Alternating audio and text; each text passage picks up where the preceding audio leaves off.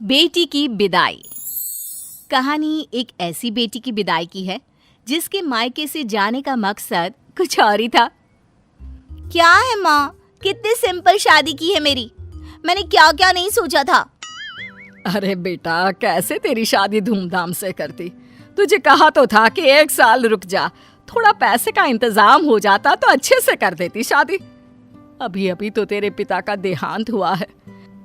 दुनिया तो बातें बना रही है कि पिता की मौत को 6 महीने नहीं हुए और बेटी को लव मैरिज करने की पड़ी है।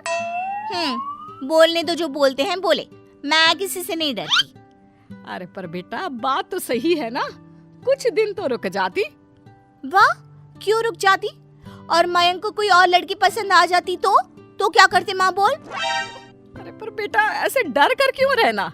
अगर वो तेरे लिए 1 साल नहीं रुक सकता था तो शादी करके तो तूने बहुत बड़ी गलती की है। उफ़ो, अब बस माँ, लेक्चर कम दो ना। पापा की तबीयत काफी वक्त से खराब थी, सभी जानते थे कि उन्हें जाना है। फिर मयंक और मेरी शादी की उम्र भी तो हो रही थी। माँ क्या बोलती, बेटी से बहस करके अपना मूड खराब नहीं करना चाहती थी। मेघा के पिता का 6 महीने पहले ही देहांत हो गया था। पिता से बहुत ज्यादा प्यार करने वाले मेघा के भाई को कुछ होश ही नहीं रहता। बेटा आकाश, कब तक ऐसे पापा को याद करता रहेगा।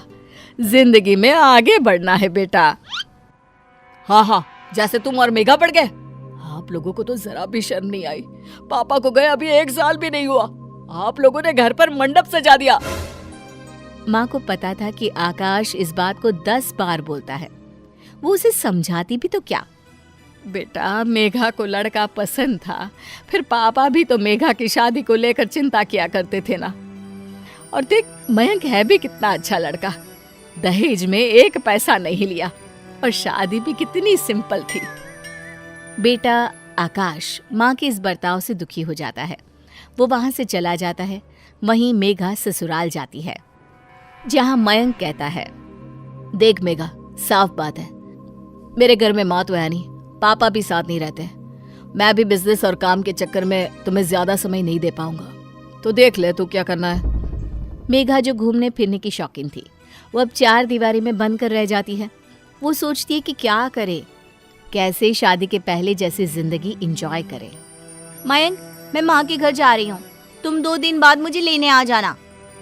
अरे मेरे पास इतने पैसे नहीं है कि मैं दिन में 4 बार तुझे लेने और छोड़ने आऊं, समझी? ये क्या हो गया है मयंक? शादी से पहले तो बड़ा प्यार था, अब ऐसी भाषा। मेघा माँ के घर जाती है। जिस मेघा को पिता के घर पर खूब अच्छा खाने पहनने मन चाहा घूमने मिलता था, वो मेघा पति के राज में बंद कर रह जाती है। मेघा के मायके में उससे मिलने उसकी मामा की बेटी आती है। हाय मेघा, ये क्या पहना है? कोई डिजाइनर साड़ी नहीं ली? हाँ, वो क्या है ना, घर पर ही हूँ तो ये सिंपल सी। ये वही मेघा है जो सोने के लिए भी महंगे महंगे पजामे पहना करती थी। क्या हो गया मेघा, पति के पास पैसे की कमी है क्या? अब क्या था, मेघा को खुद पर गुस्सा आने लगता है। तभी मामी बोल पड़ती है, मेघा, वैसे बड़े शहर की लड़की थी तू, क्या जरूरत आन पड़ी ऐसे छोटे से शहर में शादी कर ली। वहाँ ना अच्छा पहनावा है ना अच्छा खान पान। हाँ, वो क्या है ना, मयंक का बिजनेस वही है तो इसलिए। हाँ वो तो ठीक है, लेकिन कहीं घूम तो आया कर। अब मेघा क्या कहती कि मयंक के पास पैसे नहीं है, कहाँ तो इतना घूमने फिरने की शौकीन मेघा। अब क्या करे सबके जाने के बाद। माँ, मुझसे बहुत बड़ी गलती हो गई मयंक से शादी करके।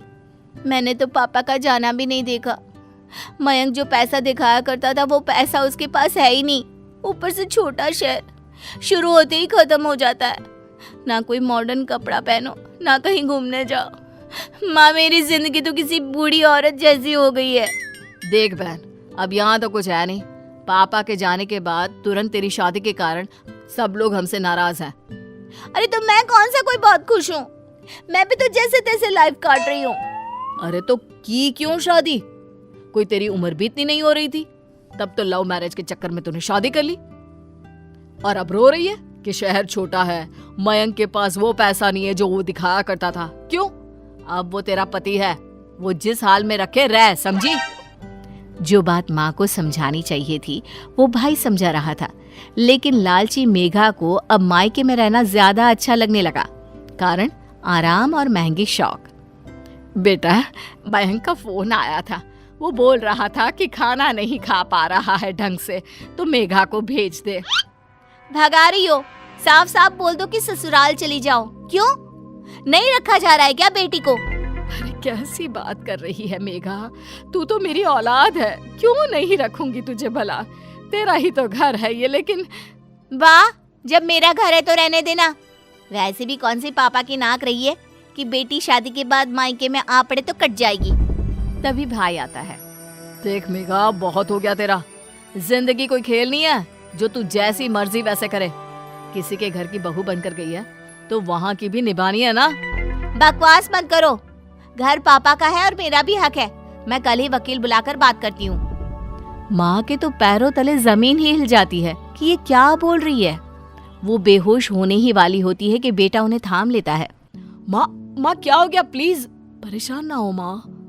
अरे बेटा, समझ में नहीं आ रहा इस लड़की की परवरिश में मैंने कौन सी कमी छोड़ी। ये जैसा कहती गई मैं करती रही। तो मैंने कौन सी गैर कानूनी बात कर दी है? जो है वही तो कहा। क्यों? अरे बेटा, ये तेरे पापा की आखिरी निशानी है। इस घर को उन्होंने बहुत ही जतन से बनवाया था। मैं इस घर के टुकड़े नहीं होने देना चाहती हूँ। नहीं होगा माँ। ठीक है, तू वकील को लेकर आना चाहती है ना? ठीक है, लेकर आ। लेकिन एक बात ध्यान रखना, पापा पर लाखों का कर्जा था जो मैं चुका रहा हूँ, उसका आधा कर्जा तू चुकाएगी। तभी वहां मयंक आ जाता है। मेघा, मैं दूसरी शादी कर रहा हूँ। आए दिन तुम मायके में पड़ी रहती हो। मेरे घर को तुम्हारी जरूरत है, लेकिन नहीं, तुम्हें तो अपने घर और परिवार से ज्यादा जरूरी बड़ा शहर पसंद है। वैसे तुमको ना ये बात शादी से पहले सोचनी चाहिए थी, लेकिन कोई ना। मेघा को समझ में नहीं आता कि ये क्या हो गया। कहाँ तो उसने एक ऐश की जिंदगी सोची थी, लेकिन हाय रे, ये क्या हो गया। नहीं प्लीज, आप लोग ऐसी बात ना करो। मैं कहाँ से पापा का कर्जा भरूंगी। मयंक, तुम दूसरी शादी क्यों कर रहे हो? मैं घर चलती हूँ, मुझे माफ कर दो। माँ, मेरी विदाई कर दो।